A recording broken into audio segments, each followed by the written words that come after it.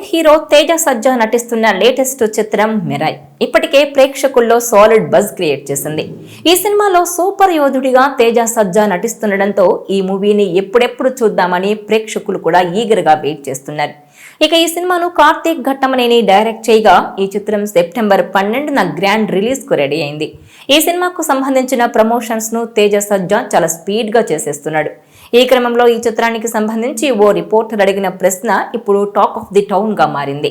ఈ cinema teaser లో శ్రీరాముడిని చూపెట్టారని, ఆ పాత్రను సూపర్ స్టార్ మహేష్ బాబు చేశాడా అని అడగ్గా దీనికి తేజ సజ్జా కూడా తనదైన స్టైల్లో జవాబిచ్చాడు. మహేష్ బాబు ఈ సినిమాలో నటించలేదని, అయితే శ్రీరాముడి పాత్రలో నటించింది ఎవరనే విషయంపై తాము ఇప్పుడే రివీల్ చేయలేమని అన్నాడు.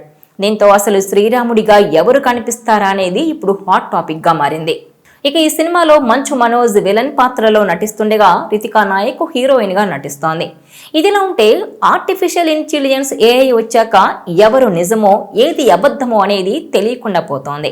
ప్రతి సినిమాలో పౌరాణిక పాత్రల్లో కనిపించేవారు ఆ హీరోను పోలి ఉన్నాడు, ఈ హీరోను పెట్టి ఉంటారు అంటూ చర్చించుకోవడం, చివరకు అది ఏఐ అని తెలిసి ఉసూరు మనడం అభిమానులకు అలవాటుగా మారిపోయింది. తాజాగా మిరాయిలో మహేష్ బాబు రాముడి పాత్రలో కనిపించాడన్నది ఇప్పుడు హాట్ టాపిక్ గా మారింది. ఇదిలా ఉంటే కల్కి సినిమా రిలీజ్ సమయంలో కూడా అందులో కృష్ణుడిగా కనిపించింది మహేష్ బాబు అని చెప్పుకొచ్చారు. ఆ తర్వాత కాదని తెలియడంతో కొంత నిరాశ చెందారు.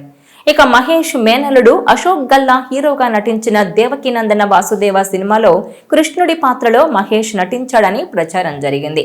అది కూడా కాదని తెలిసి అసహనం వ్యక్తం చేశారు. ఇక ఇప్పుడు మిరాయ్ సినిమాలో రాముడిగా మహేష్ కనిపిస్తున్నట్టు వార్తలొస్తున్నాయి.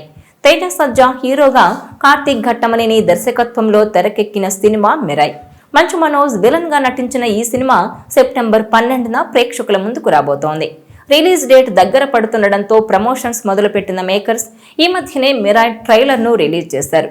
ఈ ట్రైలర్ చివర్లో రాముడి అవతారాన్ని చూపించారు. ఇక రాముడిగా నటించింది మహేష్ బాబునే అని పుకార్లు షికార్లు చేశాయి.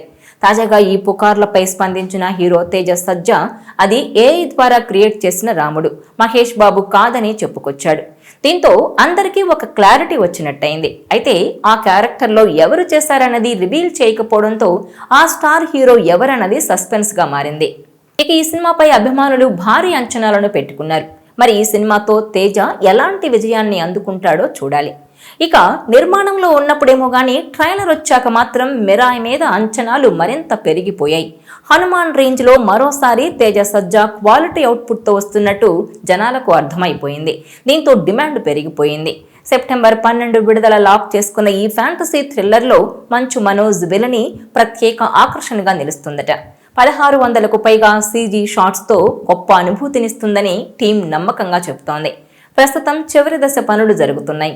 త్వరలో వాటిని కూడా కొలిక్కి తెచ్చి సెన్సార్ పూర్తి చేయబోతున్నారు.